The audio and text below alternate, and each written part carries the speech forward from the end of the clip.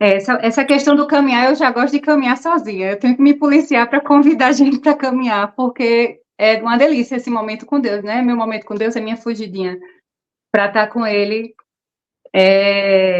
Isso que você está falando, de colocar Ele no dia a dia, né? Eu tive esse questionamento: como é que eu vou orar sem cessar se eu tenho que estudar, se eu tenho que fazer isso ou aquilo? Então, eu tive muitas experiências de Jesus estudar comigo e questões que a gente não encontrava a solução. Eu sonhar, eu orar, pedir a Ele, e Ele dá a resposta. Então, até isso, o Senhor faz para a gente, né?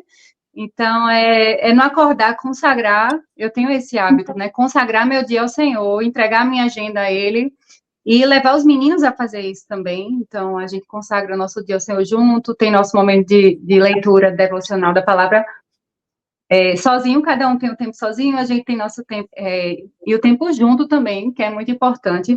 Mas, assim, é chamar para caminhar, para cozinhar, as comidas vão ficar bem mais gostosas. As programações vão ser muito mais interessantes, porque às vezes a gente tenta, até um aniversário, a gente tenta fazer de um jeito, mas a gente tem que confiar que vai ser do jeito que Jesus quer que a gente faça. Meu casamento, eu programei o casamento com muito carinho, queria fazer tudo lindo, mas aí quando chegou no dia, um monte de coisa estava diferente. E aí eu comecei a rir, aí meu pai disse: você não está nervosa não? Eu disse: pai, tô não. Eu planejei até hoje, eu fiz tudo assim, do jeito do melhor que eu podia fazer, eu fiz. Agora não é mais comigo. Agora é com Jesus. O vestido não estava do jeito que eu queria, o penteado não estava do jeito que eu queria, a decoração não estava do jeito que eu queria. Mas o que eu mais queria ali era casar e ter a presença de Deus. E foi impressionante, assim, a presença do Senhor naquele dia. E ao mesmo tempo, assim, essa resposta que eu dei ao meu pai, eu tinha chorado antes quando eu me vi no espelho com o penteado, e minha mãe disse que não dava mais tempo de mudar. Mas aí Deus foi trabalhando no meu coração enquanto eu esperava tudo acontecer, e Deus deixou bem claro: você trabalhou, você se esforçou, agora deixa comigo. E aí, essa resposta que eu dei ao meu pai foi a partir do que o Senhor falou ao meu coração. E Deus estava me ensinando que não era só na festa do casamento, era que tudo na minha vida de casada, na criação dos meus filhos, na educação domiciliar. Deus, ele me chamou, ele me escolheu para algumas coisas, e ele vai me ajudar, ele vai estar comigo. Eu não sou capaz de nada disso sem Jesus, por isso que eu preciso consagrar o meu dia a Jesus. O que Gi falou, né? Se a gente não consagra, parece que dá tudo errado. É isso mesmo, porque a gente tenta fazer do nosso jeito, ao invés de experimentar Deus fazer por nós. A gente fazer tudo no tempo de Deus e o que Deus quer que a gente faça, não o que a gente quer fazer. Essa música, né, que eu falei, que Deus nos conhece e chama pelo nome. Ele fala assim: não importa o que falem. E Deus começou a falar comigo: não importa o que falem, não importa o que aconteça. O meu dia, ele vai ser bom. Pode ser o mais atribulado, mas ele vai ser bom. Porque eu tenho a presença do Senhor comigo.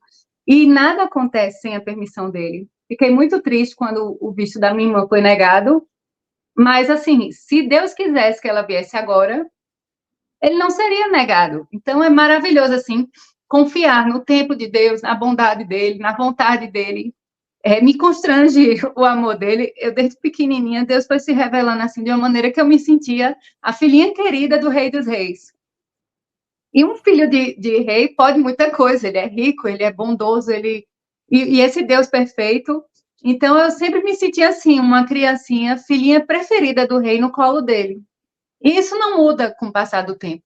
E o melhor de tudo isso é que Deus, ele tem muitas filhas preferidas. Ele tem muitos filhos preferidos. Basta a gente escolher desfrutar, né, desse amor dele, dessa paternidade.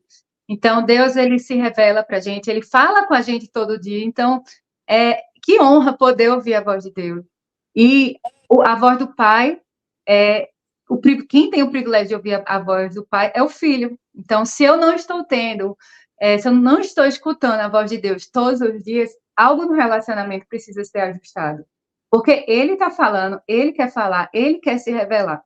E é um privilégio para todos os filhos. Eu sou filha de Deus, eu vou escutar a voz de Deus todos os dias. Eu tenho que parar para ouvir, eu tenho que me dispor, porque Deus está falando. Ele quer colocar a gente no colo e acariciar, ele quer que você se sinta a filhinha preferida dele. Lá na Carolina teve uma mocinha que a mãe dela disse: eita, que você é a queridinha de Deus, hein? Porque ela estava ganhando um presentinho. Você é a preferida de Deus. Mas, assim, não é só ela. não só eu me sinto assim, é um privilégio para todos sentir esse amor perfeito do Pai.